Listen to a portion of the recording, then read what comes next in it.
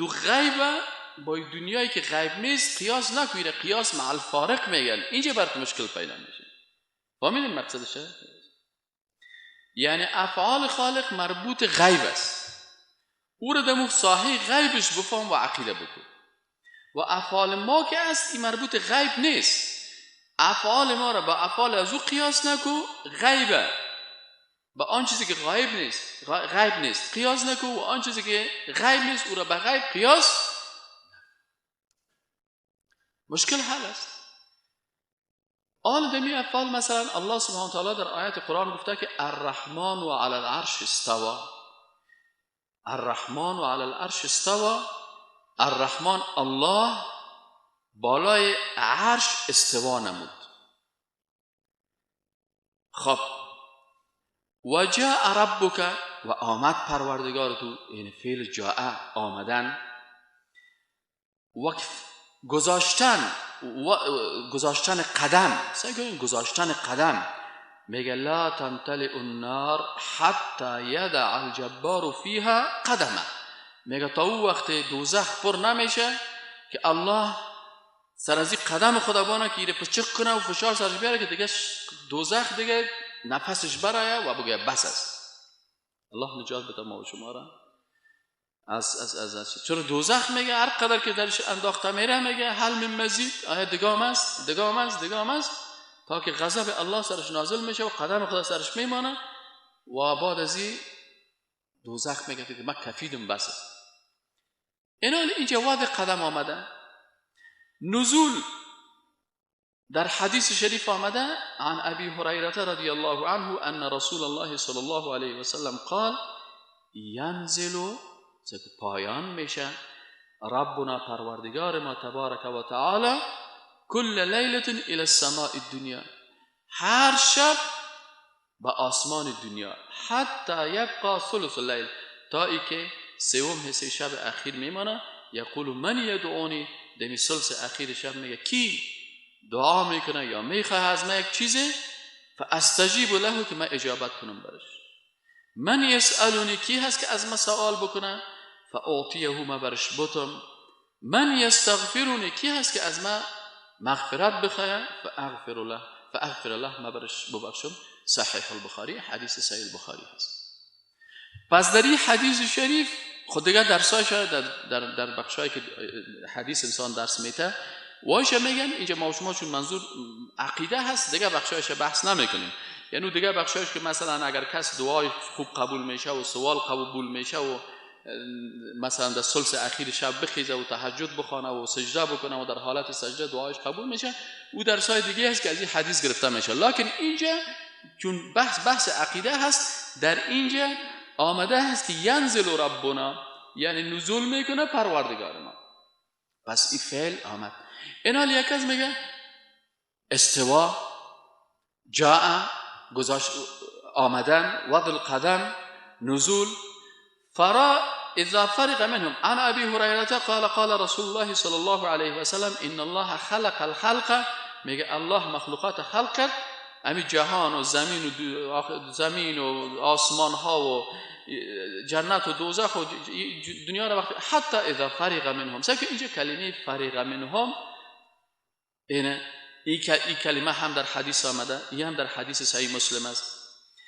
دیگه در حدیث در آیت دیگه آمده که الذی یراک حین تقوم، دیدن ذاتی که تو را میبینه، دیدن. انی معکما اسمع و ارى،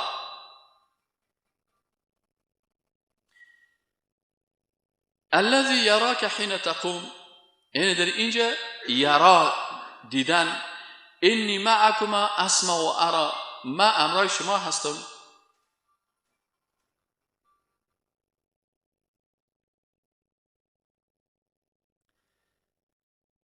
انی معکما اسمع و ارى، ما همراه شما هستم، اسمع و میبینم و ارى، اسمع و میشنم و ارى میبینم. اینجا دیدن به الله نسبت داده شده. سخن گفتن که الله سخن گفت و کلم الله موسی تکلیما، اینجا نسبت فعل کلام. فعل شنیدن قد سمع الله قول التي تجادلك في زوجها. فعل ندا اذ نادى ربك موسى ونادیناه من جانب الطور. اینی کلش آیات و احادیث است. نسبت خوشحال شدن است. در حدیث شریف دیگه که ابی حمزه میگه که اینجا چیز است، قال رسول الله صلی الله علیه و آله که الله افرح بتوبه عبده من احدكم سقط على بعیره وقد اضله في ارض فلان. خب حتی اینجا در این حدیث شریف، خب حدیث طویل است، یا حدیث دیگه که در روایت مسلم است و متفق علیه بود، اینا احادیث است که اینجا نسبت خوشحال شدن به الله هست. در جای دیگه هست که ابو حمزه رضی الله تعالی، خب حدیث دیگه هست که در اینجا میگه که عن ابی هریره رضی الله عنه ان رسول الله صلی الله علیه و قال یضحک الله سبحانه و تعالی، الله خنده میکنه الی رجلین، به دو شخصی که یقتل احدهما الاخر، الله خنده میکنه سر دو شخصی که یکی دیگر را کشته و اردوشان باز داخل جنت میشن.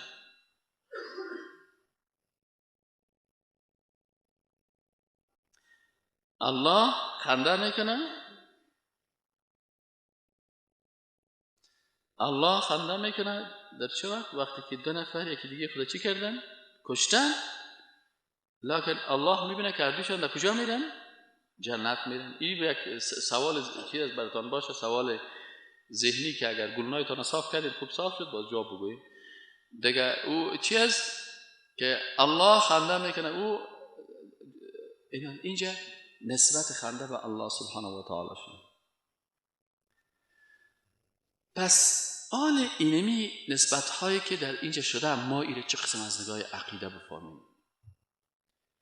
استوا، نزول، بعضی کسا هست که در اینمی افعال به مشکلات مبتلا شدن یا ایره تشبیه به مخلوق کرده، هم در شرک و کفر داخل شدن. بعضی ها یا را بیخی انکار کرده، گفتن ایره معنایش رو تعویل میکنیم دیگه معنا میگیریم، یا هم صاحب در عقیدهشان خرابی آمده. بعضی کسا بیخی گفته ایره قبول نداریم، تعطیل کردن، در این صورت هم بر از اینا مشکل پیدا شده. آل راه حل بر از چی است که ما و شما عقیده اهل سنت که در مقابل عقیده اهل بدعت است. ما و شما چرا عقیده اهل سنت میگیم؟ اهل سنت اینجا در عقیده در مقابل چی استعمال میشه؟ در مقابل اهل بدعت. چون اهل بدعت گپای نو کشیدن، غلطی ها را بدن. اهل سنت به مو شکل حرکت کردن که صحابه کرام، تابعین و تبع تابعین از رسول اکرم صلی الله علیه و آله یاد گرفته بودن و مطابق از او عمل میکردن. عقیده اهل سنتی است که اول صحابه کرام معنای این افعال میشناختن، چون عرب بودن، زبانشان عربی بود. وقتی که میگه جاء ربک الرحمن علی العرش استوى و کلم الله موسی تکلیما، اینا میفهمیدن معنایش. یضحکوا را معنایش میفهمیدن، یسمعوا را معنایش میفهمیدن، یرا را میفهمیدن، معنایش میفهمیدن. پس صحابه کرام در فهم معنای از کدام مشکل نداشتن. از این خاطر ما هم معنایش میفهمیم، در فهم معنایش کدام مشکلی نداریم. دومی بود به آنچه که مربوط مخلوق است کاملا فرق میکنه. با آنچه که مربوط مخلوق است کاملا فرق میکنه. صحابه کرام میگفتن برادر، تو وقتی که از ذات خالق صحبت میکنی، آیا ذات خالق باور داری؟ میگفتن بله. ذات مخلوق باور داری؟ میگفتن بله. وقتی که ذات مخلوق باور کردی، آیا بین ذات مخلوق و ذات مخلوق تشبیه هست؟ خالق و مخلوق؟ گفتن نه. خلاص در صفاتشان نیست، در افعالشان نیست. خلاص تشبیه نگر. آنچه که مربوط به خالق است او را به غیب عقیده بکن و آنچه که مربوط به مخلوق است اون را به چشم میبینی. پس او را این چیزی که به چشم میبینیم با غیب مقایسه نکن. خلاص او مربوط خالق میشه، مربوط مخلوق میشه. مخلوق با خالق نه در ذاتش تشبیه بکن، نه در صفاتش، نه در افعالش. خلاص مشکل حل بود. چرا؟ به خاطر از اینکه آیات قرآن است که لیس کمثله شیء، مثل الله هیچ چیز نیست. وقتی که مثل الله نیست، نه مثل ذاتش است، نه مثل صفاتش است و نه مثل افعالش است.